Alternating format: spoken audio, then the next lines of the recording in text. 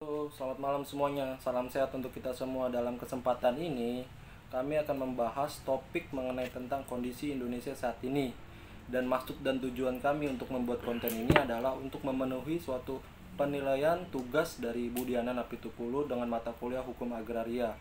Jadi mengenai tentang topik Indonesia saat ini, sebenarnya kalau misal ditanya kondisi Indonesia saat ini adalah kita lagi mengalami suatu situasi pandemik gitu, yang dimana tengah pandemik ini adalah suatu virus corona yang dimana mengakibatkan berbagai macam suatu hambatan gitu, baik itu dari segi sosial, budaya, ataupun segi ketenaga kerjaan, investasi, dan banyak hal dari berbagai aspek.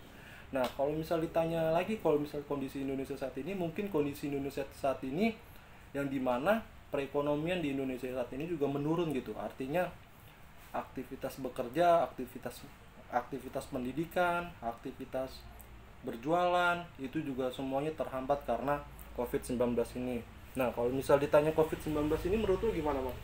Menurut pandangan dari gue sendiri, COVID-19 ini sangat merugikan Indonesia. Banyak terjadi inflasi dari kurva ekonomi sampai kurva kesehatan negara kita ini. Yang gue baru baca dari info dari pemerintah kesehatan, COVID-19 ini yang sudah positif 19.189 dan yang meninggal udah 1.242. Nah, ini menurut gua makin lama Indonesia ini makin parah, dari tingkat kematiannya sampai tingkat kesembuhannya. Memang untuk perkembangannya sangat baik, dari tingkat kesembuhan sampai tingkat kematiannya. Kesembuhannya lebih banyak dibanding tingkat kematiannya. Tapi dari tingkat pengurangan positif corona ini, Indonesia tuh kurang tepat.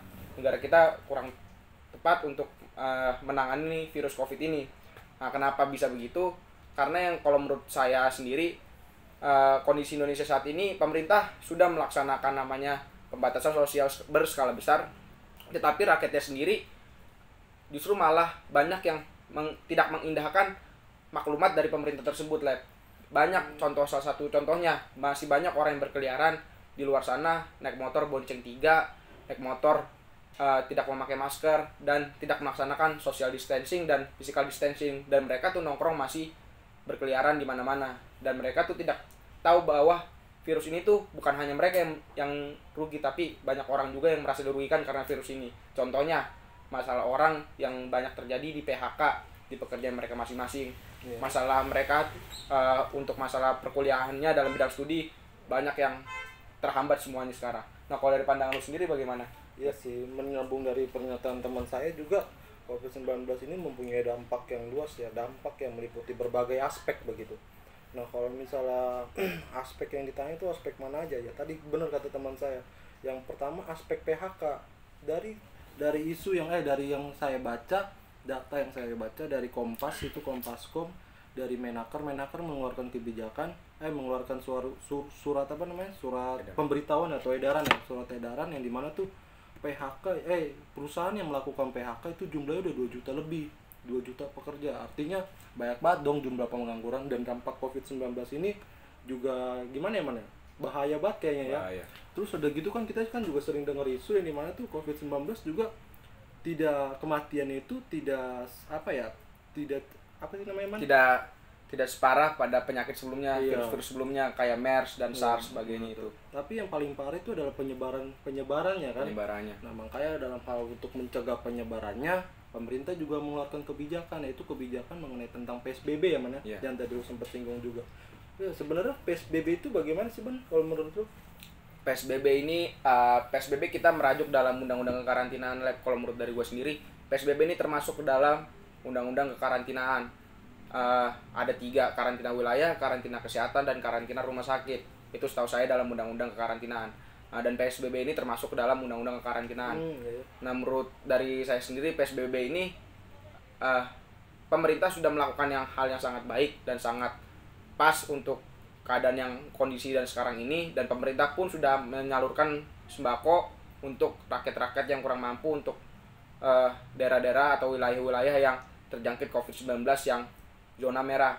Nah, kalau menurut saya sendiri tuh PSBB ini masih banyak yang tadi saya bahas juga di awal, masih banyak yang suka melanggar, masih banyak yang kurang menaati maklumat dari pemerintah.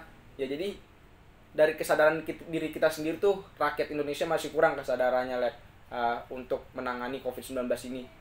Sebetulnya kita bisa memutuskan rantai COVID-19 ini kalau misalkan ada kesadaran dari diri kita sendiri dan kita mengikuti anjuran pemerintah dengan tepat. Tuh. Nah, kalau dari lu sendiri bagaimana? Ya, sebenarnya kalau misalnya pemerintah dalam hal mengeluarkan kebijakan yaitu PSBB untuk mencegah penyebaran COVID-19 atau COVID-19, ya menurut saya sih tepat ya pemerintah dalam hal keterlibatannya dalam lingkungan masyarakat gitu. Cuman kan benar tadi kata teman saya, dia menyinggung bahwasannya kesadaran akan masyarakat di Indonesia ini kurang gitu. Artinya penyebaran akan terjadi karena kesadaran itu nggak ada pada diri masyarakat. Salah satu faktanya mungkin ketika pemerintah mengeluarkan PSBB, ada sebagian dari rakyat atau aktivitas lainnya masih beraktivitas.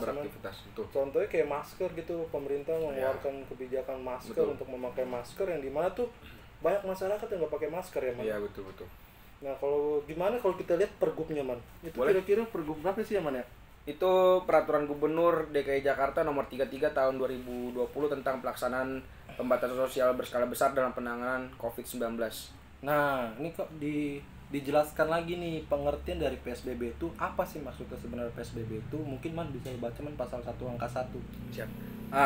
Menurut pasal 1 angka 1 dalam Pergub nomor 33 tahun 2020 DKI Jakarta, pembatasan sosial berskala besar yang selanjutnya disingkat PSBB adalah pembatasan kegiatan tertentu penduduk dalam suatu wilayah yang diduga terinfeksi coronavirus disease 2019 atau yang biasa kita sebut COVID-19, sedemikian rupa untuk mencegah kemungkinan penyebaran coronavirus disease 2019 atau COVID-19.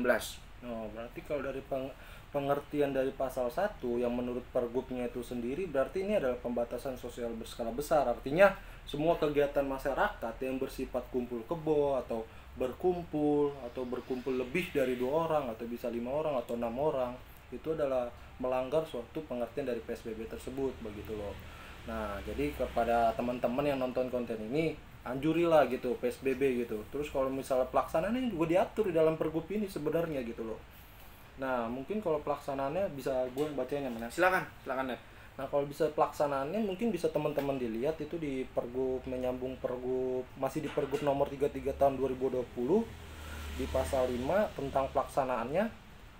Nah, ini pelaksanaannya yang dimaksud dengan pelaksanaannya dalam pasal 5 ayat 1, dalam upaya mencegah penyebaran coronavirus atau DCC atau COVID-19 atau COVID-19, Gubernur memberlakukan PSBB di Provinsi DKI Jakarta. Nah, selama pemberlakuan nih di pasal 5 ayat 3 dijelaskan, selama pemberlakuan PSBB, setiap orang, artinya setiap warga negara, artinya setiap orang yang beraktivitas keluar wajib melaksanakan perilaku hidup bersih dan sehat atau PHBS, dan yang B-nya menggunakan masker di luar rumah. Nah, tadi kan udah kita singgung. Yeah. Banyak yang dimana ya? Banyak sebagian dari masyarakat yang mungkin kurang kesadarannya ya, mana? Betul. Dan dimana tuh masyarakat sendiri tidak mendukung gitu loh. Tidak mendukung suatu kebijakan pemerintah yang dimana untuk mencegah suatu penyebaran COVID-19 ya, mana? Terus kalau misal melaksanakan perilaku hidup bersih itu kira-kira gimana, Man? Fakta yang terjadi. Nah, fakta yang terjadi untuk pemberlakuan hidup bersih yang sudah disarankan atau dianjurkan oleh pemerintah, itu lagi kembali kita merajuk ke masalah masker. Iya. Masyarakatnya sendiri tuh masih kurang kesadaran untuk memberlakukan kehidupan bersih. Salah satu contohnya membawa hand sanitizer jika keluar rumah, jika itu sangat penting dan sangat urgent sekali untuk keluar rumah. Yang kedua, masih banyak masyarakat yang membuang sampah sembarangan dan tidak pada tempatnya, Yang ketiga, masyarakat ketika dari luar rumah tidak langsung membersihkan diri atau mencuci tangannya, karena kan pemerintah menganjurkan untuk cuci tangan setiap kita habis memegang sesuatu atau berpergian keluar rumah gitulah. Nah, di sini itu yang kalau kita lihat atau kita biasa rasakan sendiri dari lingkungan sekitar kita, masih banyak masyarakat yang kurang menganjuri menuruti maklumat dari pemerintah tersebut. Iya, benar juga sih, menyambung dari pernyataan dari saudara mengenai tentang fakta ya. Artinya kita mengenai tentang penerapan PSBB ini memang sulit gitu dalam hal kebersihan ya, karena pola hidup di masyarakat di Indonesia sendiri yang tadi udah kita singgung berkali-kali kesadarannya itu kurang gitu. Artinya ya gimana ya, untuk mengindahkan suatu kebijakan yang dikeluarkan oleh pemerintah itu mungkin sangat kurang sekali gitu. Dan satu lagi ada tambahan, kan memang adat istiadat Iya. negara kita bersaliman atau berjabat tangan. Nah, untuk corona ini, untuk pemberlakuan PSBB ini, masih banyak masyarakat yang tidak mengikuti anjuran pemerintah untuk tidak berjabat tangan dulu sementara sampai corona ini selesai. Nah, walaupun itu memang kebiasaan yang terjadi adat istiadat negara kita untuk berjabat tangan jika bertemu dengan orang lain, harusnya tidak dilaksanakan, karena justru ketika kita tidak berjabat tangan, justru di situ kita menghormati dia dan kita menyayangi dia. Ya, benar. Jadi itu ya buat teman-teman nih, tadi kan udah kita jelaskan sebenarnya pemerintah itu udah mengeluarkan kebijakan gitu yang dimana pemerintah menekankan kepada masyarakat dengan PSBB ini dijelaskan untuk segera hidup pola hidup bersih gitu, hidup bersih lah kira-kira seperti itu ya kan. Terus mengenai tentang ini nih, terus apa tadi man, pasal Pasal 6 8 pasal 8 ya. apa? Nah, bukan man, pasal 9. Nah, mengenai tentang pembatasan aktivitas di tempat kerja nih, ini juga menyambung tentang PHK nih. Ini sebenarnya kita juga masih bingung ya mana. Iya, betul. Yang dimaksud PHK itu apa sih? Apakah kan kita juga kenal namanya isu yang namanya tuh work from home ya kan, yang dirumahkan atau enggak, pekerja yang dirumahkan. Nah, berarti kita kan juga bingung gitu. Apakah di Undang-Undang Ketenagakerjaan mengenal namanya pekerja yang dirumahkan? Karena di Undang-Undang Ketenagakerjaan itu cuma mengenal PHK aja gitu. Tidak ada yang namanya dirumahkan. Nah, dan PHK itu juga mempunyai mekanisme gitu. Ada aturan yang mengaturnya gitu. Tidak boleh asal PHK Iya, gitu. langsung mengeluarkan surat untuk menyatakan PHK. Iya, apalagi data Menaker yang kemarin terakhir saya lihat itu sekitar 2 juta jiwa pekerja itu di PHK oleh perusahaan. Itu kan jumlah yang sangat besar sekali. Artinya pengangguran sangat banyak sekali dong. Betul. Nah, itu dia. Ini kekurangan dari PSBB sih sebenarnya. Maksudnya lebih ditekankan lah yang mana kepada Betul. pekerja kan. Betul. Dalam kondisi saat ini kan, karena kan kita kan lihat perintah konstitusi itu kan di dalam pasal 27 ayat 2 kan, masyarakat kan berhak mendapatkan penghidupan yang layak dan pekerjaan yang layak gitu. Nah, di situ kan tidak dijelaskan dalam kondisi apapun. Nah, kita kan sekarang kan dalam kondisi pandemik seperti ini gitu loh. Jadi pemerintah juga harus melindungi suatu pekerja gitu. Nah, mengenai tadi pasal berapa tadi, Man? Pasal 8. Oh ya, ingin menambahkan untuk pasal 9 yang pemberlakuan PSBB dilakukan penghentian sementara aktivitas bekerja di tempat atau kantor ini, harus diingat juga ya teman-teman, ada beberapa perusahaan yang masih diizinkan oleh pemerintah untuk melaksanakan pekerjaannya atau aktivitas perusahaannya. Nah, apa saja perusahaan itu? Perusahaan itu adalah contohnya pelayanan terkait pertahanan dan keamanan, ketertiban umum, kebutuhan pangan, bahan bakar minyak dan gas, pelayanan kesehatan, perekonomian, keuangan, komunikasi, industri, ekspor dan impor, distribusi, logistik, dan kebutuhan dasar lainnya. Nah, tetapi ini juga dengan syarat mereka tetap melaksanakan social distancing atau physical distancing di dalam kantornya mereka.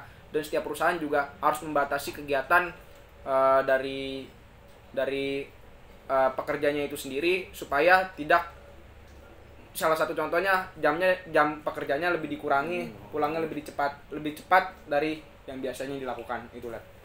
Ya sih, mungkin nyambung lagi kali kita di pasal 5 lagi Man. Boleh lihat, silakan. Coba dah mengenai tentang pelaksanaan ini, ruang lingkupnya sebenarnya udah dibahas gitu. Bisa teman-teman lihat di pasal 5 ayat 4, pembatasan aktivitas luar rumah dalam pelaksanaan PSBB sebagaimana yang dimaksud pada ayat 2 meliputi yang poin pertama, pelaksanaan pembelajaran di sekolah dan atau institusi pendidikan lainnya. Man, menurut poin A ini faktanya gimana sih, Man? Selama pendidikan atau pembelajaran di sekolah itu dihentikan gimana sih? Untuk fakta yang terjadi di lapangannya, memang pemerintah sudah melarang untuk instansi pendidikan untuk tidak boleh melaksanakan kegiatan belajar mengajar di dalam sekolahnya atau di kampusnya sendiri, jadi guru-guru tersebut atau setiap sekolah tuh mempunyai kewenangan dan mereka tuh melaksanakan kegiatan belajar mengajar mereka di rumah, yang tadi seperti lu bilang, untuk orang pekerja work from home, dan juga untuk dalam bidang akademisi untuk mahasiswa dan siswa mereka melaksanakan study from home, gitu lah. mungkin sedikit nambahin ya, ini maksud sekolah ini sebenarnya ada SD, ada TK, ada SD, ada SMP, ada SMA, bahkan sampai kuliah pun juga ada gitu. Dan pembelajaran ini didelegasikan kepada rektor mungkin ya, kalau bisa dibilang di kampus ya mana? Ya betul, rektor. Rektor yang dimana diberikan kekuasaan untuk mengeluarkan kebijakan agar setiap mahasiswa melakukan pembelajaran online gitu. Nah, kalau misalnya ini sih dalam poin A kayaknya udah bagus ya mana, karena sebagian besar TK, SD, SMP, SMA bahkan sampai tingkat perguruan tinggi yaitu mahasiswa juga melakukan suatu kegiatan pembelajaran dalam online gitu. Mungkin dalam poin B-nya aktivitas bekerja di tempat kerja. Menurut lu bagaimana Man faktanya nih? Aktivitas bekerja di tempat kerja. Faktanya yang ada yang tadi gue bilang yang udah gue singgung, aktivitas bekerja di tempat kerja masih ada beberapa perusahaan yang boleh melaksanakan pekerjaannya di kantornya atau di perusahaannya, aktivitasnya, tetapi dengan catatan mereka tetap melaksanakan social distancing dan physical distancing. Dan yang tadi gue bilang, yang gue singgung juga mereka jam pekerjaannya mungkin lebih dikurangi dari jam mereka pulang seperti biasanya. Iya ya. Kalau dari pandangan lu sendiri belum? Kalau dari pandangan lu sendiri sih sebenarnya ini ya teman-teman, kami membuka kolom komentar yang dimana teman-teman mungkin di poin B ini bisa berkomentar dalam konten kami supaya teman-teman juga memberikan pendapat lainnya gitu. Mungkin kalau pendapat saya pribadi dan tadi kan udah disampaikan sama pendapat teman saya kan, aktivitas bekerja di tempat kerja ini supaya gimana ya, supaya suatu pekerja kan berarti buruh ya man, berarti betul. Kan satu perusahaan itu kan ada ratusan bahkan ribuan buruh ya. Nah mungkin dilakukan pembatasan sosial ini supaya tadi itu kembali lagi supaya menghindari pencegahan penyebaran COVID-19 atau COVID-19 gitu loh. Menurutnya sih realitanya benar, banyak sebagian pekerja dan di PHK juga itu kasihan, ada yang di work from home, ada yang bekerja di rumah kan. Padahal kalau misalnya pekerja di rumah kan, itu kalau bisa teman-teman lihat di Undang-Undang Ketenagakerjaan nggak dikenal namanya bekerja di yang nggak dikenal yang namanya tuh kita bekerja atau konsep di rumah kan dalam suatu menjalankan pekerjaan gitu, itu nggak dikenal di Undang-Undang Ketenagakerjaan. Jadi kita masih ambigu kalau mengenai ini. Nah kami membuka peluang lah pada teman-teman yang menonton video ini supaya memberikan pendapatnya di kolom komentar gitu jika berpendapat lain. Dan satu lagi untuk masalah buruh, banyak beberapa buruh karena PSBB ini, bukan karena PSBB ini, karena corona COVID-19 ini, banyak buruh yang tadi udah dibilang Kaleb di PHK secara tiba-tiba, padahal di PHK ini ada tata caranya menurut Undang-Undang Ketenagakerjaan. Banyak beberapa dan satu lagi ada tambahan, banyak beberapa buruh yang gajinya dikurangi dan tidak layak untuk mendapatkan gaji pun ada, bahkan pengurangannya itu tidak langsung secara bertahap, langsung turun secara drastis. Bahkan yang mungkin salah satu contohnya dari gaji 5 juta sampai mungkin diturunkan sampai 900.000, tidak secara bertahap. Iya, mungkin mengenai tentang poin C-nya nih man, yang mengenai tentang pembatasan kegiatan keagamaan di rumah ibadah. Ini menurut lu man gimana man mengenai faktanya nih? Kira-kira ada nggak sebagian masyarakat yang masih menjalankan ibadahnya di tempat ibadah? Kalau untuk faktanya yang ada, kemarin dari gue sendiri sih ngeliat sosial media, lihat di Instagram, masih ada beberapa orang yang menjalankan kegiatan ibadahnya di rumah ibadahnya, padahal pemerintah sendiri pun sudah melarang itu. Sebetulnya pemerintah menyarankan untuk beribadah di rumah, tapi faktanya pun ada juga beberapa yang masih beribadah di tempat ibadah. Dari pendapat saya sendiri, saya tidak setuju dengan hal itu, tapi saya juga tidak melarang untuk orang-orang yang beribadah di tempat ibadah, tapi tetap melaksanakan namanya social distancing dan physical distancing dan tetap menggunakan masker. Dan kalau dari pandangan lu sendiri gimana? Ya kalau mengenai tentang pembatasan kegiatan keagamaan di rumah ibadah sih ya bener aja sih. Sebenarnya sih kalau misal kita ngomong fakta itu susah banget ya dikaitkan, artinya teori dengan fakta itu nggak mungkin sejalan gitu. Nah kalau misal fakta sih udah banyak, masih ada lah ya suatu kegiatan keagamaan yang masih menjalankan ibadahnya di suatu tempat ibadah gitu, yang dimana tuh tidak ikut mendukung gitu loh, tidak ikut mendukung kebijakan pemerintah ini sendiri, dalam hal ini PSBB kan. Nah mungkin dalam konten ini kita bisa menghimbau sekalipun ya mana betul ya kepada teman-teman supaya menjalankan suatu keagamaannya itu lebih baik di rumah gitu. Karena kan mengingatkan penyebaran COVID-19 itu bisa pesat gitu, artinya cepat banget dibandingkan tingkat kematiannya gitu loh. Kasihan teman-teman kita yang lain yang yang menjaga dirinya lah, tetap hidup sehat begitu. Nah ini yang mengenai tentang D man, Yang pembatasan sosial skala besar, kegiatan di tempat umum atau fasilitas umum, menurutnya gimana nih faktanya? kegiatan di tempat atau fasilitas umum, faktanya memang udah bener let. Gue sudah ngelihat sih fakta lapangannya langsung. Untuk busway, untuk angkutan umum atau taksi atau grab car, itu mereka beroperasi di kapasitasnya hanya 50% net dari kapasitas kendaraan tersebut. Contohnya misalkan mobil kapasitasnya mereka ada 8 dan 50% mereka harus 4 orang di dalam mobil tersebut.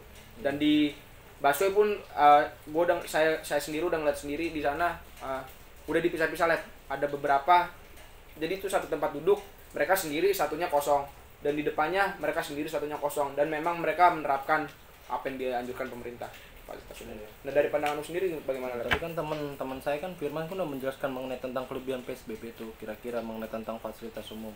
Nah kalau misalnya fakta dari kekurangan PSBB itu sebenarnya ada gitu. Maksudnya pembatasan ini gimana gitu? Berlakunya pembatasan fasilitas umum itu di mana? Karena angkot juga banyak banget man yang masih apa namanya, yang kerumunan penumpang juga mengumpul di situ kan. Itu kan harus dihindari kan. Itu gimana tuh? Nah, mungkin kita bisa lanjut lagi kali ya man ke yang nih. Ini seru nih, pembatasan sosial berskala besar, kegiatan sosial dan budaya. Nah, ini mungkin gue kali mana ada. Boleh, silakan. Ini mungkin makanya temen-temen kan nggak pernah kan lihat lagi kan di TV-TV tuh mengenai tentang band-band yang dimana tuh budaya tuh, terus mengenai tentang sosial, mengenai tentang apa ya, tentang apa namanya yang bangun-bangun rumah gitu, film-film bangun-bangun rumah itu. Bedah rumah. Iya, beda-beda rumah itu kan udah jarang kan melakukan apa namanya, udah jarang lagi syuting gitu. Artinya band atau musik atau konser itu udah nggak dibolehin gitu. Yang dimana itu menjadi budaya kita sendiri dalam masyarakat, dalam kehidupan masyarakat gitu. Itu dibatasi. Nah untuk teman-teman kalau misal pengen main band, main gitar itu di rumah aja teman-teman ya kan. Betul. Karena kan kondisi Indonesia saat ini kan di tengah-tengah pandemik ya. Dan juga satu lagi, di media sosial tuh banyak band-band yang juga mereka tuh melaksanakan konser lewat rumah dan lewat online loh. Bisa kalian cek juga di Instagram atau di YouTube-nya channel mereka tuh banyak band-band yang udah mengikuti anjuran pemerintah. Terus ini. Tadi kita udah membahas PSBB, kira-kira udah masuk dalam kelebihan ya man ya. Mungkin kekurangannya secara tidak langsung PSBB itu apa sih man? Kekurangannya yang untuk secara luas atau gambaran bagaimana nih? Gambaran menurut pendapat lo aja bro. Kalau menurut dari pendapat gue bro, PSBB ini kekurangannya masih banyak.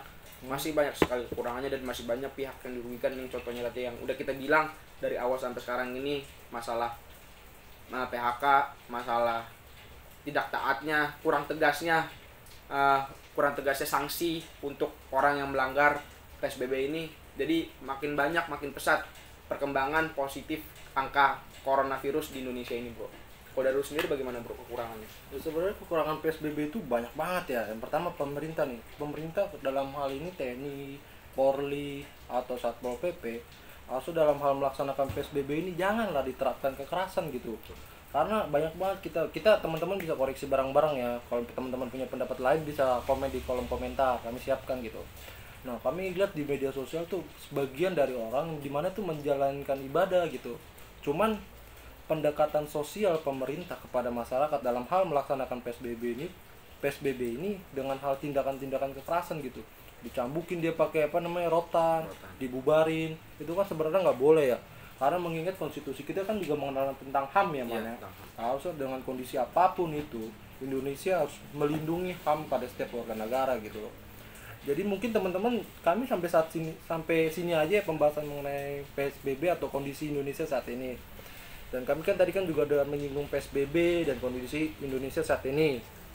Mungkin kepada teman-teman atau penonton yang melihat konten kami, teman-teman atau berpendapat lain lah, kami mohon koreksi sebesar-besarnya teman-teman. Kami membuka suatu kolom komentar. Kami ulangi lagi nih, kami membuka suatu kolom komentar yang dimana teman-teman bisa berpendapat lain atau bisa membantah pendapat kita atau bisa mengkoreksi gitu. Betul. Dan sekali lagi teman-teman, ini sifatnya ini nggak yang kayak gimana ya man ya, nggak suatu bentuk formal ya, ya nggak satu bentuk formalitas ya. Ini hanya diskusi ringan aja teman-teman gitu. Diskusi ringan yang dimana sifatnya itu adalah belajar bareng supaya menambah wawasan kita gitu loh.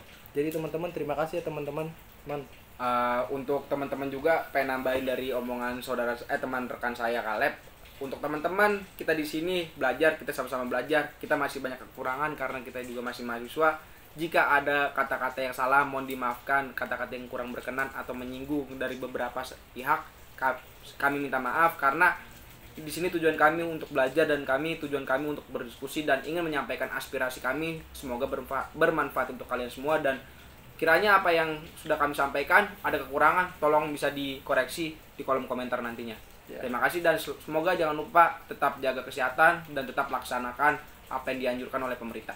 Ya, jadi teman-teman terima kasih ya teman-teman semuanya. Salam sehat untuk kita semua. Salam sehat semua. Dan ingat PSBB itu tetap berlaku. Oke, laksanakanlah PSBB dengan baik. Dan juga di DKI Jakarta diperpanjang PSBB sampai 4 Juni. Tolong dilaksanakan. Ikuti anjuran pemerintah karena kalau menurut kami inilah yang tepat untuk dilaksanakan di tengah wabah COVID-19 ini. Terima kasih. Dadah.